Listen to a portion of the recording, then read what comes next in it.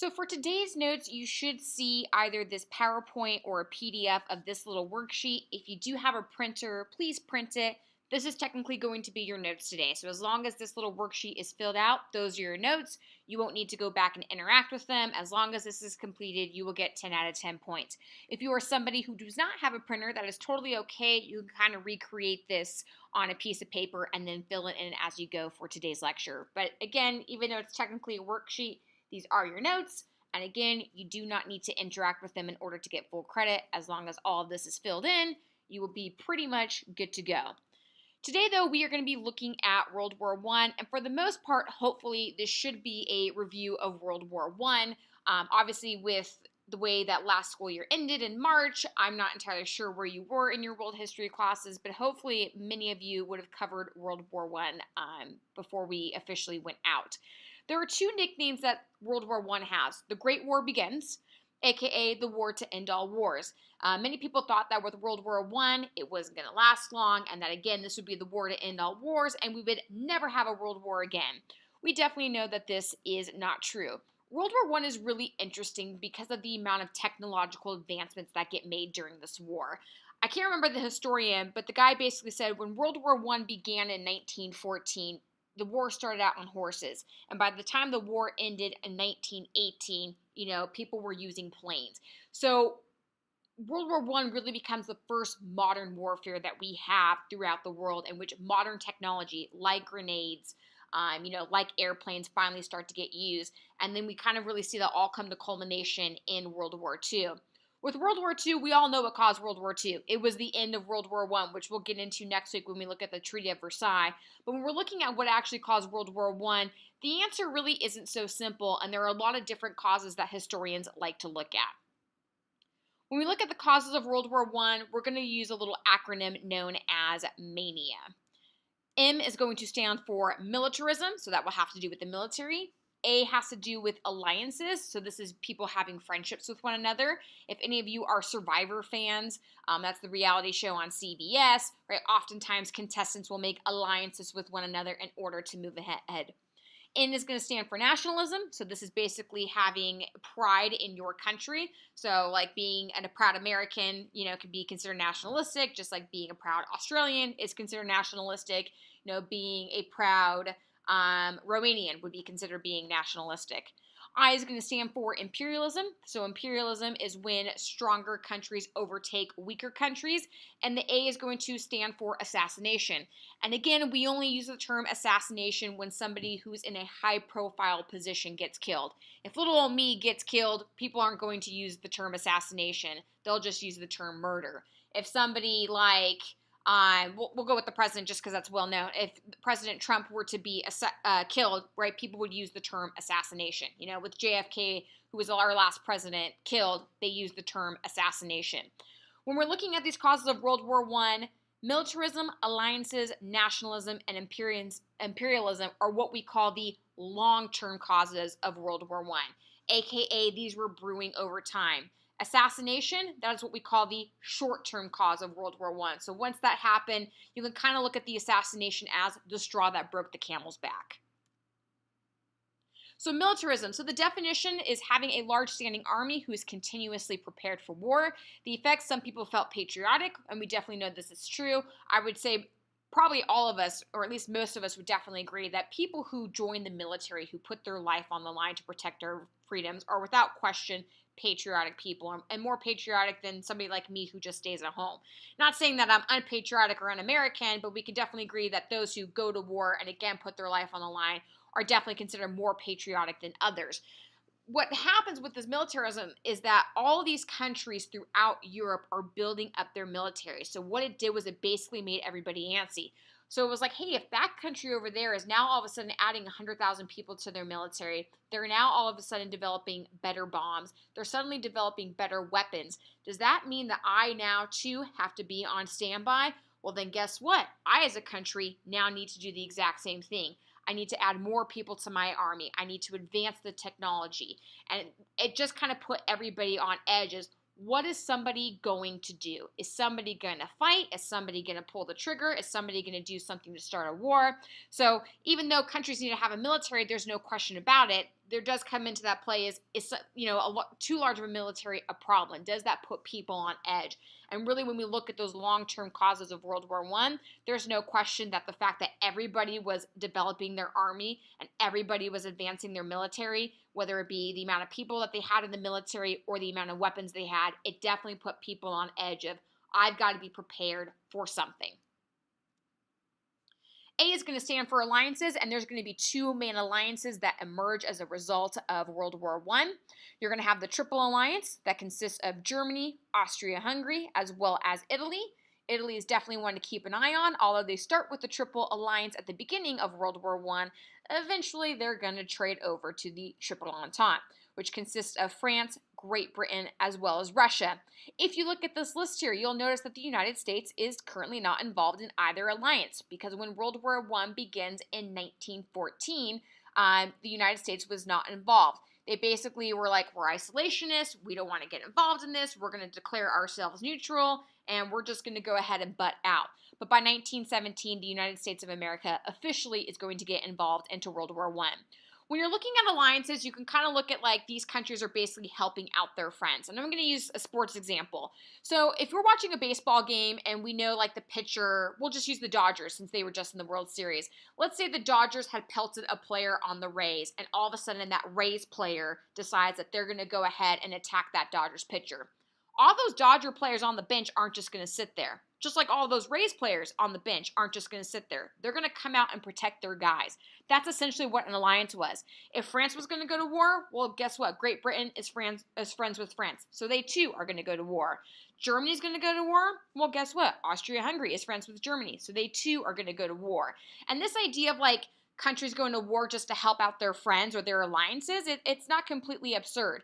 You know, the U.S. has been involved in NATO, which is the North Atlantic Treaty Organization, since 1948.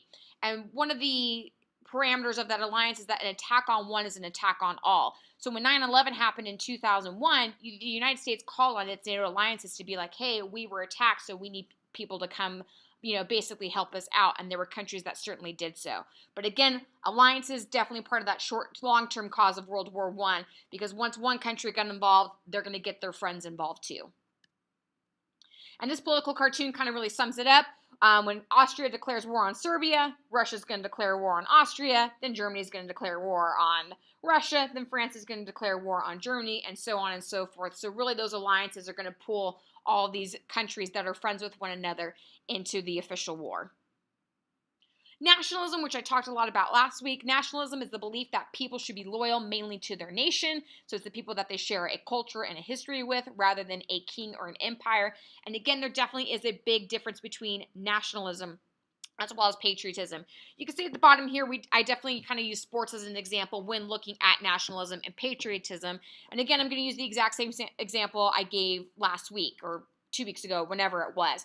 I am an LA Chargers fan. I am a diehard Chargers fan. No matter what, I'm always going to be a Chargers fan, and I always talk crap on other teams because they're just not my team. So I hate the Raiders. I hate the Broncos. I hate the Chiefs. Mahomes, I can't stand him because of how great he is. But whatever, it is what it is. If I want to wear my Keenan Allen jersey and I want to, represent the Chargers every Sunday, I absolutely have the right to do that. And it's cool that I talk trash with my friends who are Raiders fans or my friends that are Chiefs fans or even my students that are Broncos fans. That is patriotic. That is okay. If I'm going to go kill somebody for being a Raider fan, that is a problem. That becomes nationalistic, and that can be very dangerous. So having competition or even sort of friendly competition between nations is acceptable when all of a sudden comes to the point of I'm going to kill you or go to war with you because we don't have the same beliefs. That's when it becomes a problem.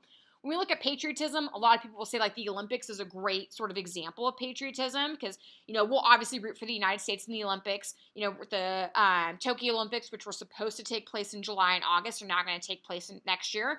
So we'll root for the U.S. when it comes to gymnastics or track and field or basketball or whatever it is. But are we going to go kill people from other countries if the U.S. doesn't win? No, because we're being patriotic, not nationalistic. But nationalism had definitely been on the rise and sort of people feeling like, I'm from this country, you're from that country, I'm right, you're wrong, so therefore we got to go to war. And really, this nationalism belief is really going to start to take place in the Ottoman Empire. The Ottoman Empire at this time had been quite huge, and the Baltic region, that's in southeastern Europe, where Greece, Croatia, Romania, Serbia, Montenegro currently are, that there had been kind of a lot of people who basically started talking of like, hey, we're not exactly happy being a part of the Ottoman Empire. We don't feel like we belong. We don't feel, culturally, language-wise connected. And these people were primarily Slavs or Slavics. And they decided that they wanted their own country to celebrate their own ethnicity and their own culture. You can kind of look at it like Puerto Rico or Samoa. Although they're technically territories of the United States, they're not officially a part of the United States. So if Samoa tomorrow was like, you know what? We don't feel like we're a part of the United States. We want to have our own country. We want our own independence. There are some people who might actually support that. That's essentially what these Slavic people wanted to do. They were like, we're in the Ottoman Empire. We don't necessarily feel very connected. We want our independence. And so you're going to have a terrorist group within that community that's going to develop a plan to, hey, Ottoman Empire, give us our independence, and we will get to that in just a few minutes. Imperialism, of course, is also going to be another long-term cause of World War I. So countries became bitter after the age of imperialism. Many had lost territories to other countries in minor wars and battles. You can look at the Spanish-American War, for instance. Again, it was a war that lasted 4 months. The United States very clearly won, but as a result, Spain lost Cuba, they lost Guam, they lost Puerto Rico, and they also lost the Philippines. Because you have all these stronger nations overtaking weaker nations, what's going to happen is these stronger nations are basically going to start competing with one another. And competition oftentimes is also going to lead to mistrust. And so because of that, these conquered nations are basically hoping that that if their side of the war is going to win, they're going to be able to declare or ask for independence. Like Cuba was hoping to get its independence once the United States stepped in.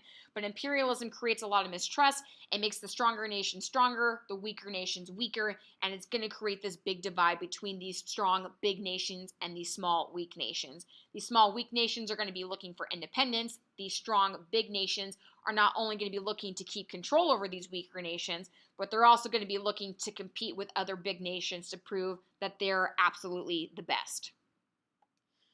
But despite imperialism, militarism, alliances, and nationalism being the long-term causes of World War I, there is no question that the assassination of the Archduke Franz Ferdinand, not the band, although it's a pretty cool band, is what's really going to cause World War I to officially kick off. So the Archduke Franz Ferdinand, he was the heir to the throne in the Austrian-Hungarian Empire. So heir to the throne, meaning he would be next in line, very similar to what Prince Charles is to Queen Elizabeth II in the United Kingdom. And so on June 28th of 1914, the Archduke and his wife, they're in a car, and they're basically participating in a parade where they're being driven down the road, they're waving to people like, hey, I'm the Archduke, I'm here representing the Austrian-Hungarian Empire, I'm here to meet my people, so on and so forth. And they are in the area of Bosnia.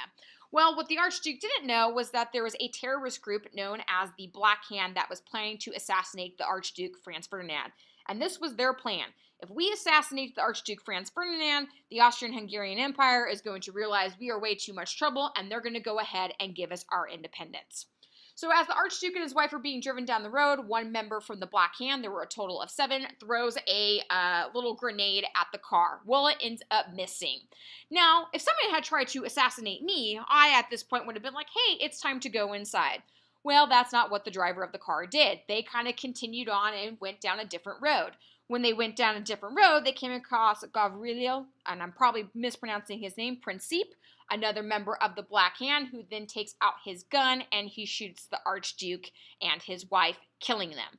So the Black Hand is going to officially assassinate the Archduke. When they do, again, they thought that Austria-Hungary was going to give Serbia basically its independence, and that didn't happen at all. And as a result, World War I, just a few days later, is going to officially kick off.